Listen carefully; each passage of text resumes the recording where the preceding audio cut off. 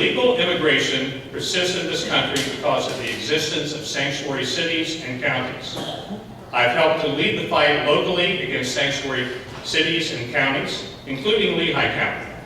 I fully support both the No Sanctuary for Criminals Act and case law.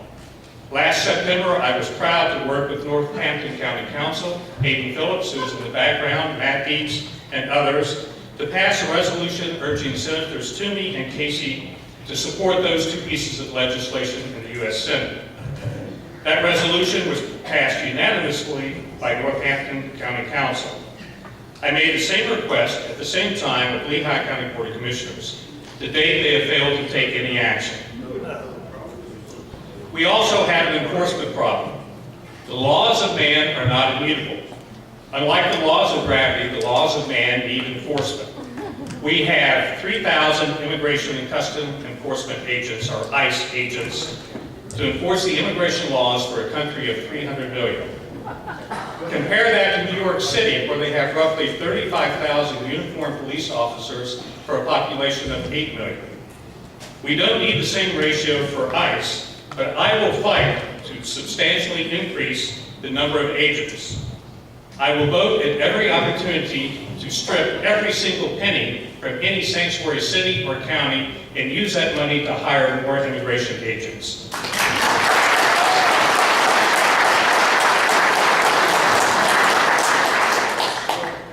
Certain enforcement and the elimination of sanctuary cities and counties is the best way to stop and halt illegal immigration. The second area that I mentioned that I want to support the President is to strengthen our military and keep America safe.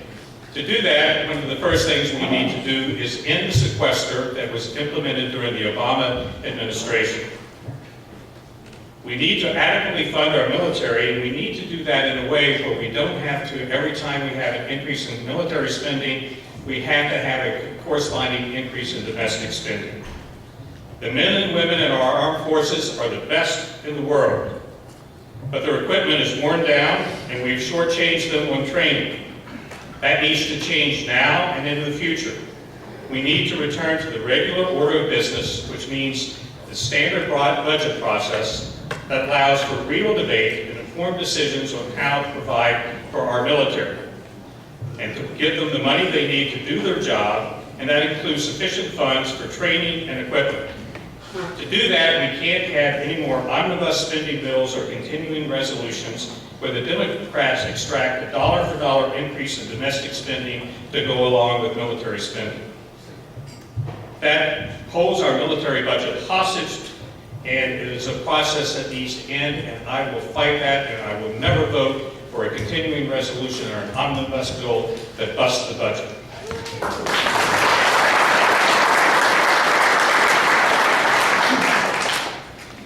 The second thing we need to do, over the long term, we need to increase the size of our Navy.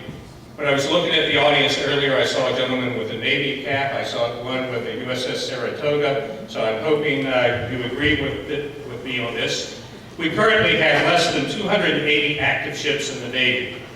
Even the Obama administration said that we needed a minimum of 305.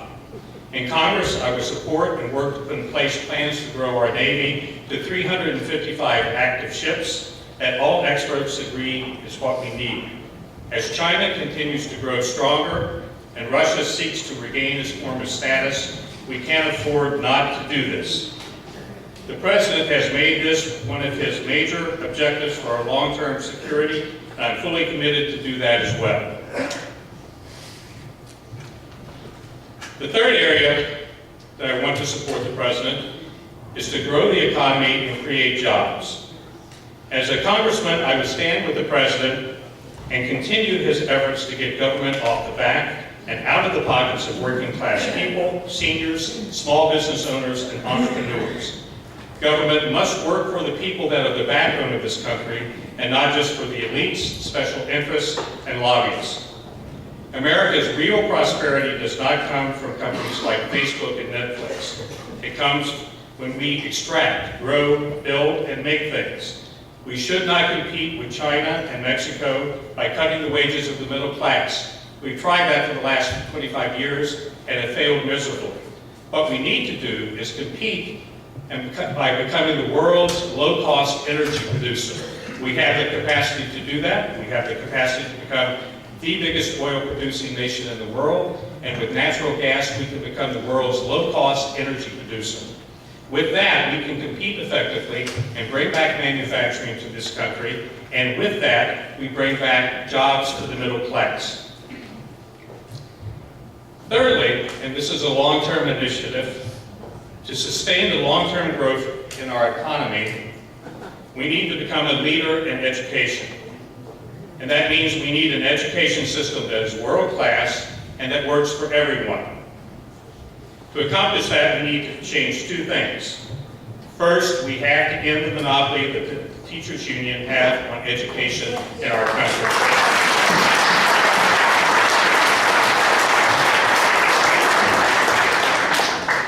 Plainly speaking, the leadership of the teachers' union are more interested in tenure, pensions, and salaries for their members than they are in test scores, college placement, and the success of our students. That must end, and it ends when we give parents, all parents, a choice of where they send their kids to school. Secondly, we need to change the funding mechanism for schools.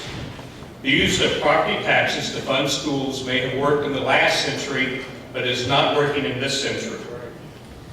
School property taxes are unfair to homeowners, particularly those who are retired, and the use of property taxes creates funding imbalances amongst schools that make it all but impossible for our schools to uniformly produce students that are prepared to succeed in this world and are prepared to contribute as effective citizens of this great nation. It is time for school property taxes to end, period.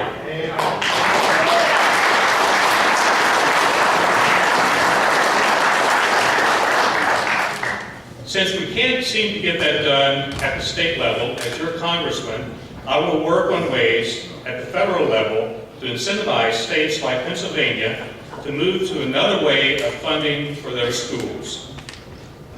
I'm sure some of you are thinking as I've gone through this, all this sounds good, but how can it be done and can he do it? Well, that brings me back to my original point. I believe my background, experience, and skills makes me the best capable person to deliver on what I say and what I want to accomplish. To that end, I'm the only one with 40 years of real-world experience as a private sector businessman who has balanced budgets, met payrolls, made hard decisions, necessary decisions, and got things done both in the private and public arena. As a Lehigh County Commissioner, I saved taxpayers nearly $7 million a year by initiating a pay freeze on union contracts and reforming the county's compensation and pension system. I put together and worked to pass legislation that required campaign finance reports and video recordings of commissioner meetings to be posted online. I also helped pass an ordinance to let voters set term limits for county politicians. Sadly, the group that my opponent is part of chose to repeal that ordinance and deny voters the opportunity to decide if they wanted to set term limits for Lehigh County elected officials. As an aside, how many folks here live in Lehigh County? Raise your hand if you would, please. Those that raised their hand, I don't know if you know it or not, but you're on the hook for $25 million that was borrowed by Lehigh County to help finance the building of Coca-Cola Park. An entity that benefits really the two people that own the Iron Pigs. When I was a commissioner, I didn't think it was right that 6 people, namely the county executive and 5 commissioners, a majority of the board, could make a decision that committed Lehigh County taxpayers to a project that benefited private individuals. I wanted to change that so that it didn't happen in the future, but was told that it couldn't be done because of the state's Uniform Debt Act. So I set about, while I was still in office, and even after I left office, I worked with a local state rep to change state law and allow for voters to approve a change to their home rule charter for counties like Lehigh that would allow voters to have the final say before any new debt for such things as a sports stadium that financially benefit private individuals Before that could be issued, the voters had to give their approval. It took almost 2 years, but finally the necessary change to the Uniform Debt Act was passed in Harrisburg and signed into law. This is me with Justin Simmons, the state representative that I worked with, and then Governor Corbett, who signed the legislation into law. Following that, I successfully championed a ballot initiative to change the home rule charter for Lehigh County. That initiative was put on the ballot and passed in November of 2013, with 74% of the voters saying yes. Maybe that's the reason why the Da Vinci Center decided to go to Northampton County instead of Lehigh County to pitch their idea for the fish tank. Throughout my life, I cleaned up messes, analyzed problems, developed solutions, and then worked to successfully implement them.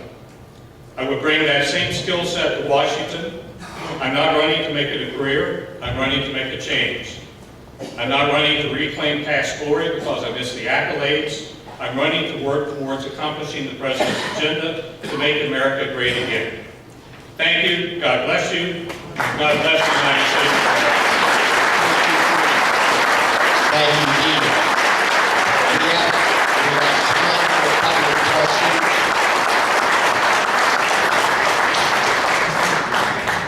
We have time for a couple of questions.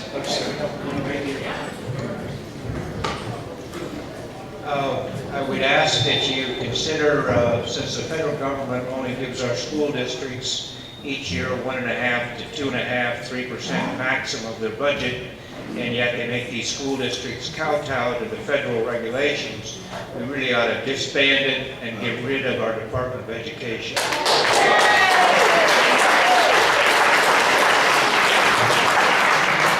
That's a great point, and what you raise is really an issue of the tail wagging the dog. If you look at what we spend nationally on education, the federal government spends roughly $60 billion on education, K through 12, kindergarten through the end of high school, whereas state and local governments spend in excess of $600 billion. They're the primary drivers of the education spending, yet it's Washington that dictates how they do that, and that needs to change. Yeah, the state should control their own destiny. Yes, sir. Wait for a microphone, please. Well, while we're waiting, Dean, I have one question for you, Dean. Dean, you were over here. Right. You talked about a lot about immigration. Where do you stand on the recent developments of supporting the border with troops? And where do you stand with regard to how Trump's responding to all of that, with funding the wall through the military, perhaps? My view is if Congress, particularly the Democrats in Congress, are not going to provide the necessary funding to build a wall, which was one of the singular issues that President Trump ran on, and one of the primary reasons why people like myself voted for him, if Democrats are not going to fund that, then in order to secure the border, if he has to deploy troops to do so, I'm all for that. Thank you, Dean. Any other questions? We have one. We had one other question, and if we can make that the last.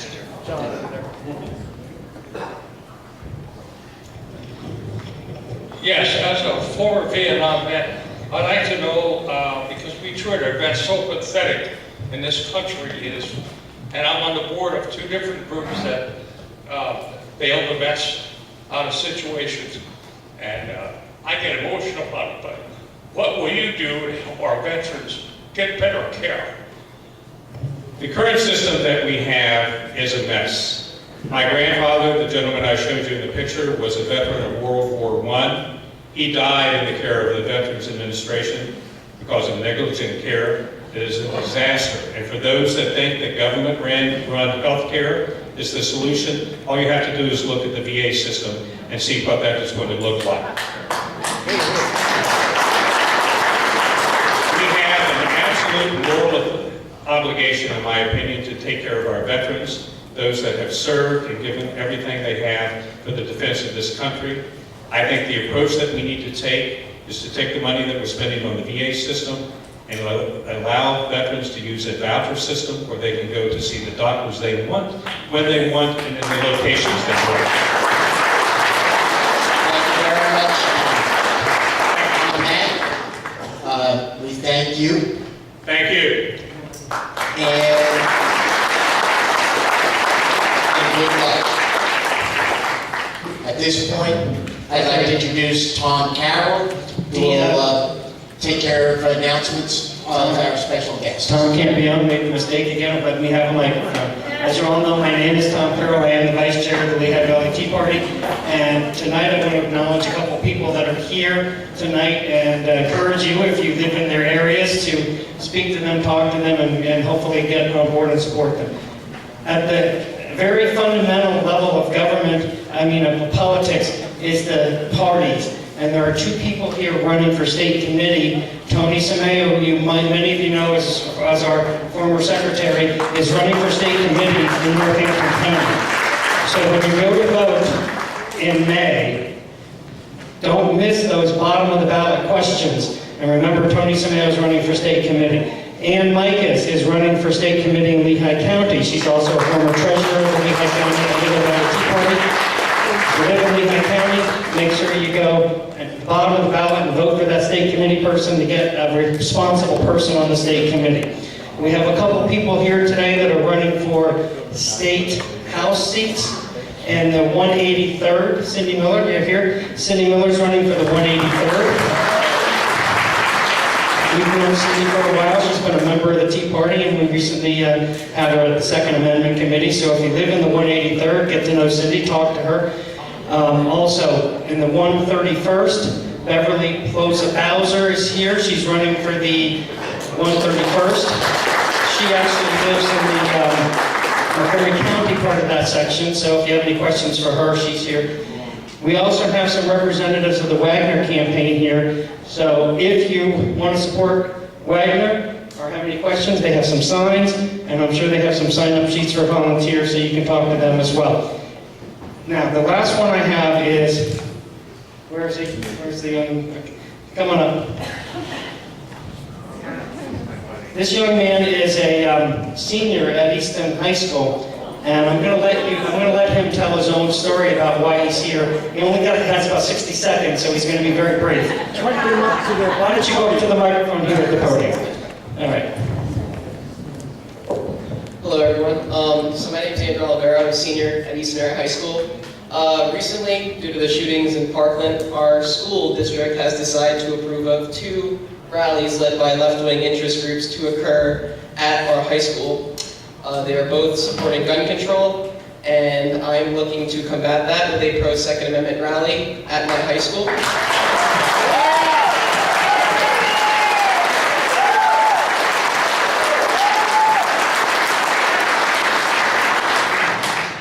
The problem with that, though, is the school board, who has some very left-wing people on there, is very hesitant to approve of my rally. So I'm asking anybody that could, anybody that can help spread my message, help me get my voice out there, show up to the board meeting Tuesday night. It's either at the high school or it'll be at the school district building. Show up, voice your opinion, talk to me after now, I guess, talk to me a little bit, and we can work some things out. I need everyone's help with this. I'm just an 18-year-old. I'm battling an interest group, 2 interest groups, as a matter of fact. I need your help. Thank you.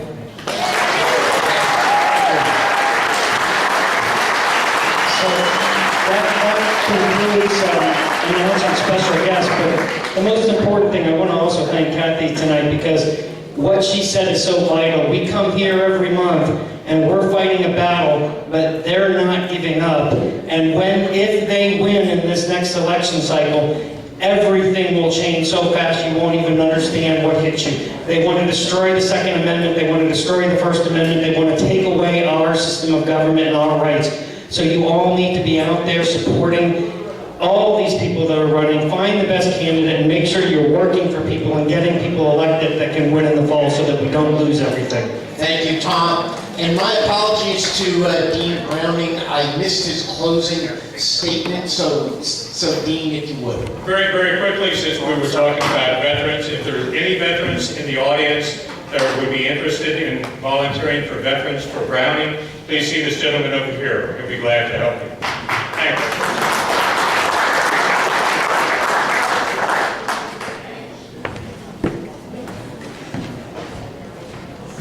few wrap-up announcements, and then we'll call it a decade.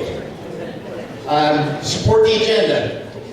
Everybody here, I think, is well aware of our Support the Agenda project. This is just our standard monthly update. For those who don't know what it is, its mission is to replace the following. Charlie Dent. You'll see there's a line through his name because he's already gone.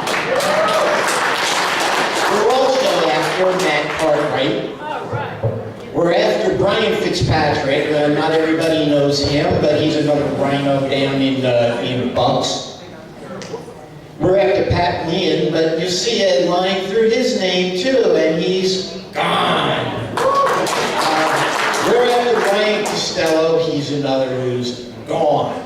We've got a couple left. We've got Bob Casey, and you know, we won't have results there until the fall, but we've got a very strong candidate, in my view, in Lou Barletta, and I think Lou's going to kick butt.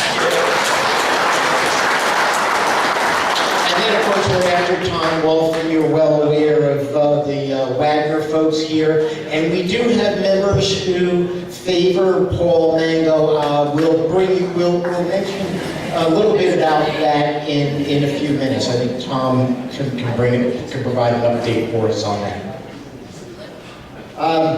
In school property tax now, we have signs in the back. The signs are $9 each with a stand, and this is what we're asking is if you would buy one and put it out in your yard if you agree. Know that our school property tax was just recently merged into our tax spend and debt committee, so we're expecting to get some pretty good things done by the end of this month. I'm sorry, the end of this year. Friends of NRA, there are postcards on your tables. The big Friends of NRA dinner is on April 25th. That's a Wednesday night, I believe. If you have never been to the Friends of NRA dinner, you are really missing something. It's a very fun night. 300-400 people are there. We have live auctions, silent auction, games, and all kinds of great stuff. The big deal is you get to win guns. There are about 30 guns there that night, and a bunch of NRA logo stuff. It's a really fun time. You can get tickets. Tickets are moving quickly. I suggest that you do go online. There's information on the back of the cards, so please join us there that night. And while we're on the topic of NRA, the NRA has certainly been a target, and the result is membership has gone from an estimated 5 million members NRA to 6 million.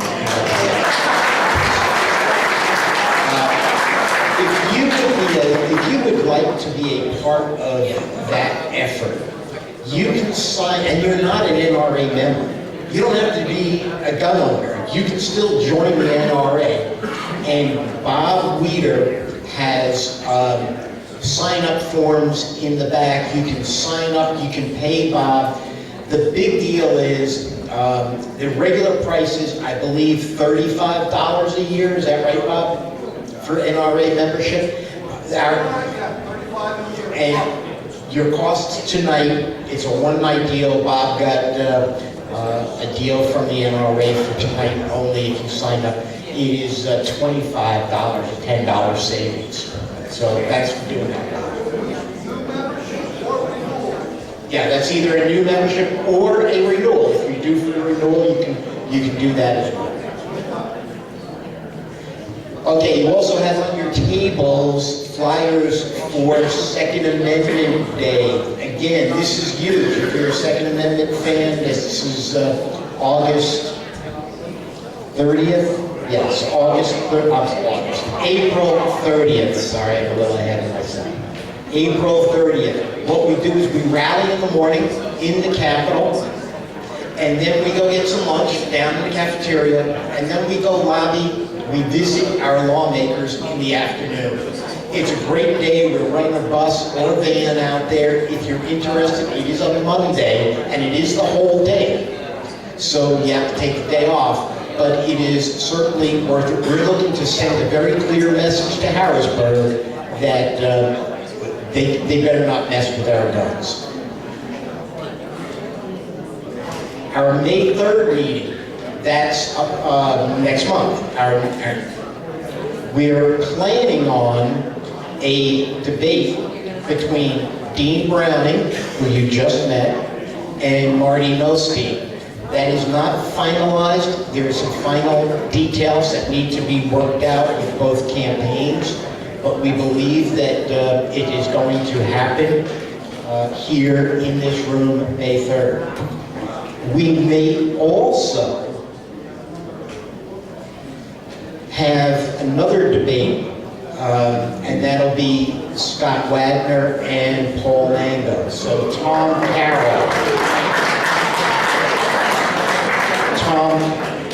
Carroll, do we have any final word as yet from either the Mango or Wagner camp? No, I was speaking to the Wagner people, and due to some confusion, because we were both in the car when we were talking, they thought I was asking for the Friday night instead of Thursday night. So Gotcha. they first said no Friday, then they said, well, maybe it might work Thursday, so we're waiting to hear from them. I'm hopeful because they both campaigns realize how impactful this group is. And So- I think they need to come here, so. Yes, each candidate has been here. Paul was here in February, Scott was here a few months earlier. And listen, this is a very key race. This is a tough one. A lot of our members have questions about their candidates. And we think this is an awesome opportunity. We're hopeful that they'll both come out. It really all depends on their schedules. But both camps realize that the Lehigh Valley is key to them winning not only the primary, but in the year. Okay, we're going to draw raffles. Let's see, Mo, you're on. Okay, the raffle, 50-50 raffle today is $185. Yeah. And we're gonna have Kathy Barnette draw the winner. Ready, Kathy?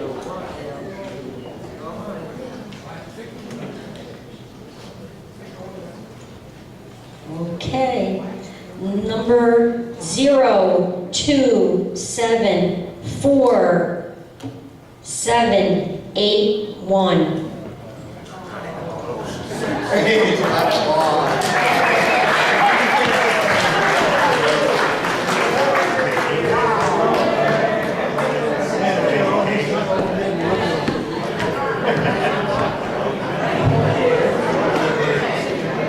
Great.